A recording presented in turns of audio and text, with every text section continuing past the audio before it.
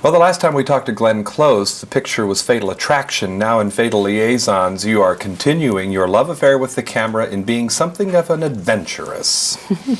Is it bewildering to you in a way how readily you seem to find success in both extremes of the pictures earlier, like in The Natural, of a woman who's basically sympathetic and one who we tend to see more in an adventurous, intriguing way? Is it what? What is the question? Is it bewildering to you how well you seem to take to both extremes, from a heroine to more of a villainess as well? It's my craft and profession. It's just all in a day's work. Well, if one is lucky enough to get wonderful roles, that has a lot to do with it. Yeah. The costumes themselves must have been both a blessing and a burden at times in the shooting. Could you talk about both aspects? Well, they were, to me, they were, a joy. They are magnificent. I don't know if I'll ever have costumes as beautiful as the ones that Jim Atchison designed. Nobody was going to let you take them home.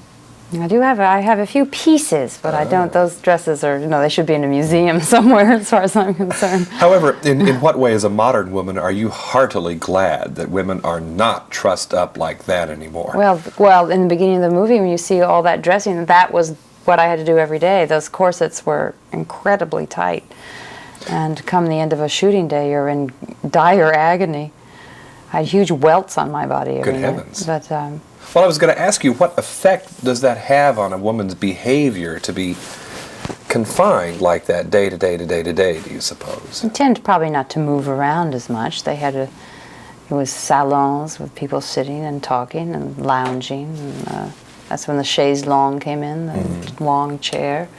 They had to, some of them were so tight, and if the women were round or a little plump, they would tend to get the vapors. The vapors. Yeah. Also about the costumes, are you familiar with the quote from Flaubert that in that age there was enough sensuousness above the bodice to compensate for the modesty below? I wasn't aware of that Isn't quote. that nice? It's like you're sort of, all the women are pumped up. As a man, I have no earthly idea how that's done, what that's all about. Well, what it was all about. It was the style of the day.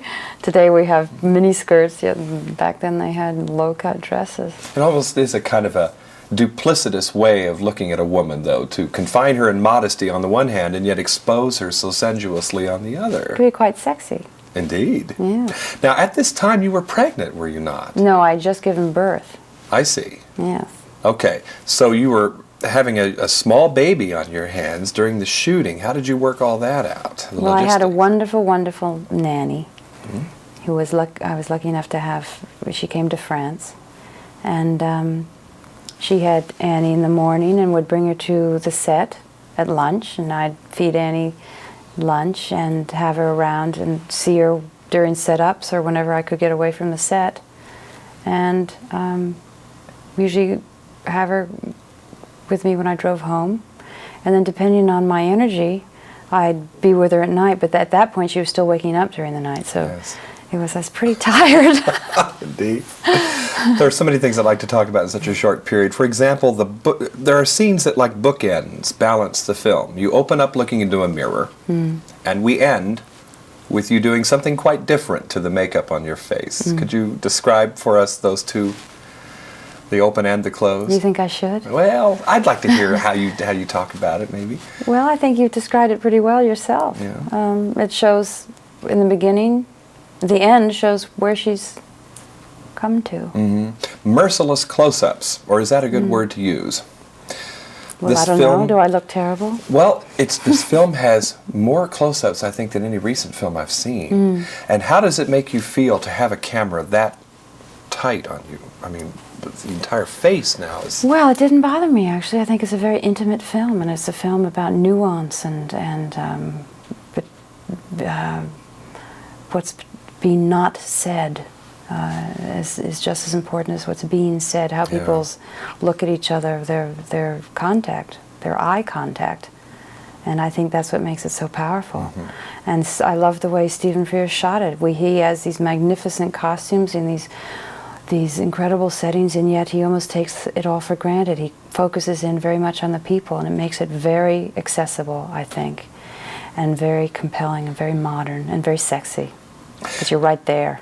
Do you think in this modern day we congratulate ourselves on being so honest that we look upon the duplicity of the 18th century as something that is departed and gone? I mean, who are we kidding, right? Yeah, right.